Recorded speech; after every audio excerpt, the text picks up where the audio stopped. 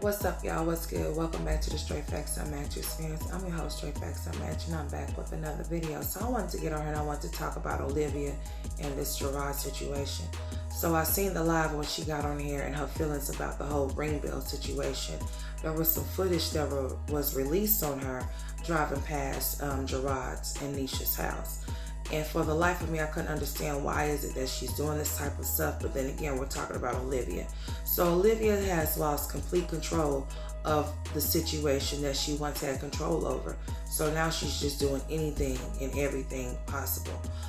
What she's failing to realize is that this could possibly cause her to lose any type of visitation with her children. She could possibly lose them permanently because she does not want to follow the court order that's in place for her to follow. She wants to create her own rules. She wants him to listen to her demands when she wants to speak to those kids, when she wants to see them, as if like there's not a court order in place. So she moved down there to cause problems for her husband. She did not move down there to move close to those kids. It had nothing to do with him. It had all to do with the fact that she has a motive.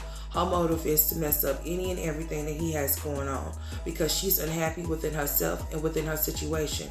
The whole baby that she got over there, she's not even happy with that because it was to make him mad. And now that it has not made him mad, now here she goes. Okay, so she uses them as her content, but yeah, she's telling them to leave her alone, but she can't seem to keep their names out of her mouth to save her life.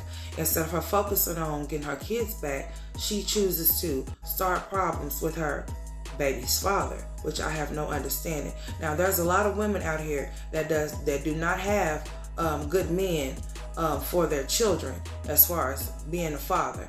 So you have a man that went out and put himself on child support because he knew what type of woman you were. He knew he was going to have a hard time dealing with you. So he made sure he put himself on child support so then you couldn't say he wasn't supporting his children.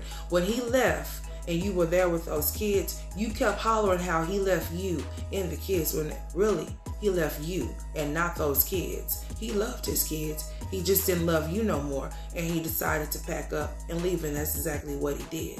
And you cannot stomach that. You cannot live with that. You cannot live that shit down. So you are choosing to cause problems in his life. You are choosing to cause hell in his life because you're not happy within yours, like I said.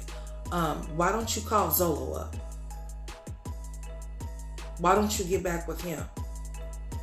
Why don't you call Brandon? Why are you so invested in what that man got going on when all he's trying to do is be a part of his children's life and allow you to be a part of your children's life, but you're making it so hard for him to do so?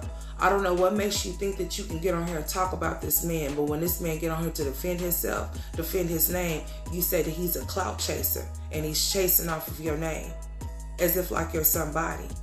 And you're not nobody at all, period. Point blank, period.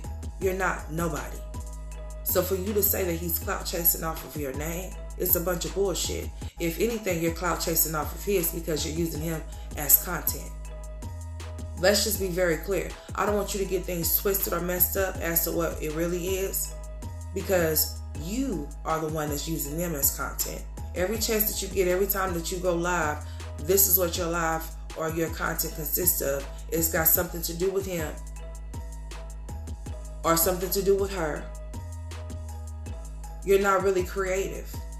You're not no content creator. All you do is stir up and keep up shit because that's all you good for. And that's exactly why that man left you and decided to go be with another woman, because you're childish and you need to grow up. You act more of your shoe size than your age. You act more of the lines of a 16-year-old girl, not a 30-year-old woman. Like, let's just be very clear. Just because your father did not want anything to do with you, you should not try to tarnish the relationship that your children have with their father because your father wasn't shit. And it shows. Because you are willing to go to the extremes of messing up the relationship that your children have with their father because you can't stomach the fact that he don't want you. So every chance that you get, you're trying to find some type of way to mess up what he got going on. Anytime that it's time for you to drop those kids off or pick them up, it's always a situation when there shouldn't even be one. Because for one, you should have your feelings aside from the situation. And so should he. There should not be no feelings involved. He should not care for you. You should not care for him, other than the fact that y'all are parents to those children. That's it. You want him to respect you, but you have a hard time respecting him. Any chance that you get, you calling him out of his name. You calling him a weak. You calling him lame. You said he can be easily manipulated. He could be people could take him here and there and everywhere because he doesn't have a mind of his own. These are the words that you said about the man that you chose to lay down with and have kids with. Not once, not twice, but 3 times. But you talk so bad about him. If you had any chances of getting back with your husband when he first left your ass, you messed it up because of your mouth. Jumping slick was your ruin. And that's exactly why that man is with Nisha, the maid, the cleanup woman. Because you didn't know how to keep your mouth closed. It was your way or no way. So he found his way away from you. And now here you go, following him. Trying to torture and taunt him because you are not happy. You're miserable. You're miserable. Yeah, you are. You're delusional too. And unhinged. And unfit. You don't need to be around those kids without no type of supervision. Because there's no telling what you're saying to them. There's no telling what you're asking them. And there's no telling what type of behaviors that you're displaying around them to make them want to go back and behave that way towards their father and his soon-to-be wife. These are the cards that you were dealt. Deal with it. Grow up. Get over it. Life goes on. So should you. Stop looking in the rearview mirror. Look in front of you. You can't see what's in front of you if you're looking backwards. Okay? Let him do what he's doing. He chose up. He chose her. It is what it is. Take your L and keep it moving. Do what you're supposed to do to get your kids back. Stop getting on the internet, starting shit with your husband, with your ex-husband. Stop trying to start shit with Nisha. Stop trying to run her off. Because that's exactly what you're trying to do. I done dealt with a bitch like you before, so I know exactly what you're trying to do. I hope and pray that she does not depart from him because of you. Because you're an ignorant ass bitch. You really are. And you really need to grow up. You really do. I don't know what type of example you want to set for your daughters or for your sons, but this is not a good look. One day they're going to look back on this to see exactly what you were doing to their father, and they're going to resent you.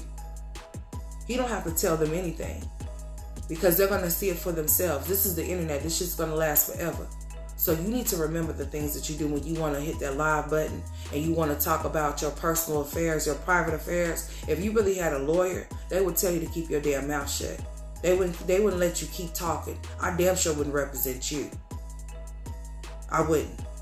Just to lose. Because you don't know what to do as far as keeping your mouth closed. You got to keep talking and keep talking and keep talking.